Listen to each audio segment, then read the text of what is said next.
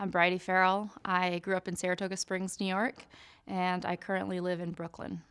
I grew up in Saratoga Springs, New York, which is a hub for speed skating, and primarily because of our coach that's in Saratoga. His name is Pat Maxwell, is by far the best coach in the U.S. and potentially around the world. So a lot of skaters would relocate to Saratoga Springs. I just happened to be lucky enough to grow up there.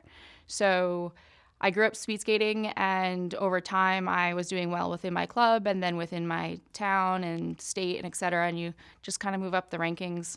And I'd say when I was about 12 years old, it's probably the first time where I thought that I could go to the Olympics, and that was my dream, to go to the Olympics. I started training full-time in the 8th grade. So by full-time, I mean I would go to the gym before school, take a shower at the gym, get ready at the gym, and then my coach would actually drop me off at junior high.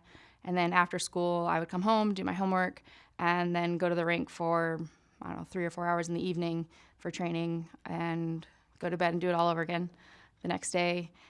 When I was the summer between 9th grade and 10th grade, Andy Gabel, who was the number one speed skater in the country at the time, relocated to Saratoga Springs to train with our coach. And I remember the first time I met him in 1994, and I knew his stats. I knew he had an Olympic medal. I knew his best friends were the top speed skaters in the country. And he took an interest in me in terms of helping me with my skating, in terms of helping me get to and from practice, and eventually that relationship turned into a sexual abuse relationship. I'm one of 6 kids, and at one point my mom said if I wanted to go to the rink at 5 in the morning, then I would have to find a ride, and Andy Gabel became that ride to the rink. The way it all started was we would train in the park in the summer, and Andy would drive me and my childhood friend home from training. We always dropped her off first. We go to the end of, drop her off, back out, go to the end of the street, take a right, and then you'd get to my house. And it was like that every single day. We'd drop off her, back out, take a right at the end of the street, and then drop me off. And one day after we dropped off Sarah, we got to the end of the street. Instead of making a right towards my house, he made a left, and he went down a few blocks and turned into a dead end, and he pulled the car over, and he turned the car off, and he looked over at me, and he asked me, he said, "Can I kiss you?" And I froze. I said absolutely nothing, and that's when the relationship turned into a mentor to someone that really began to have complete control over me. I didn't say no at the time, because what was I going to do? Get out of the car and walk home? And then my parents asked me why I'm walking home, and are they going to believe me? Worst case, they don't believe me. Worst case, they do believe me, and then I can't go to skating.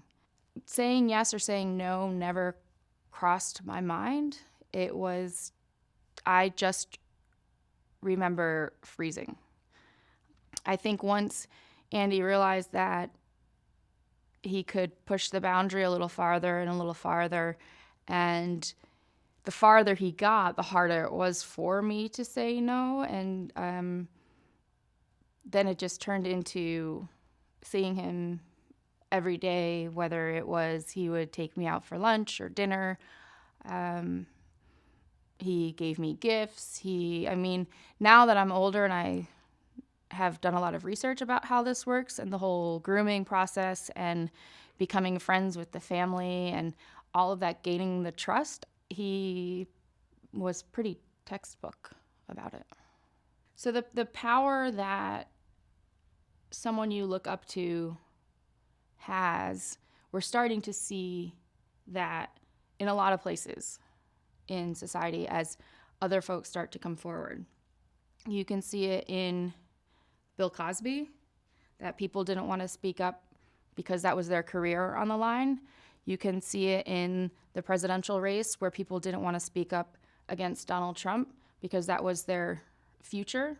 You see it with Megyn Kelly and Fox News. You see it where Kobe Bryant's person that he raped came forward, and because it was Kobe Bryant, nobody believed. You see it in Penn State, where you have these massive powers. You see it in the Catholic Church, in Spotlight, the movie. I mean, we have heroes like Phil Saviano that are starting to crack this, but to understand that the power that these people have over someone's dreams and life is, we're starting to be able to have a grasp on that.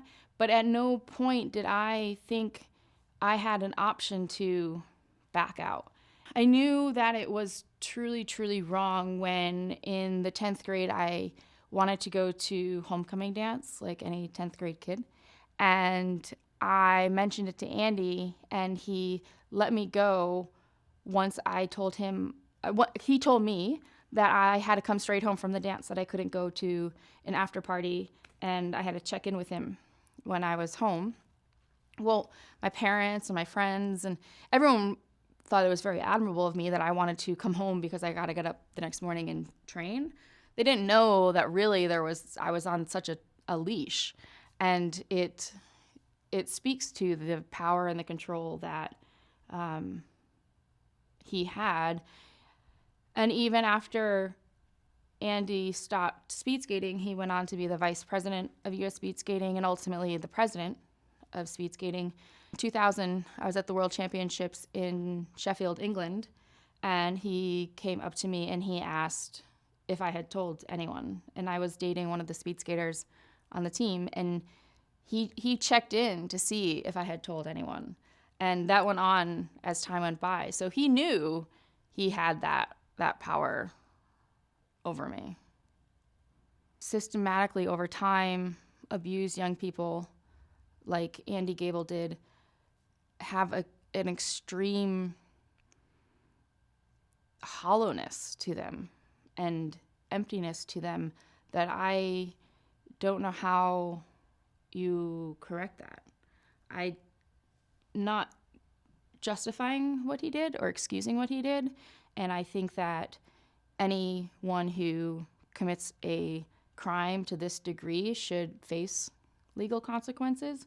But I also think it's important that we recognize the human aspect of the whole story, and that there are humans on both sides of this. A lot of sexual abuse is by someone the victim knows. Traditionally, it is someone they know.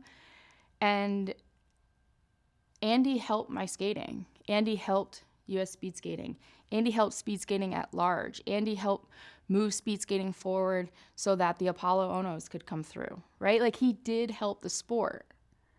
But in my mind, in my heart, and in my moral belief, there are some non-negotiable actions. And sexually violating a teenager is one of them. And it is super, super hard for me when I know the person to come forward and say these things.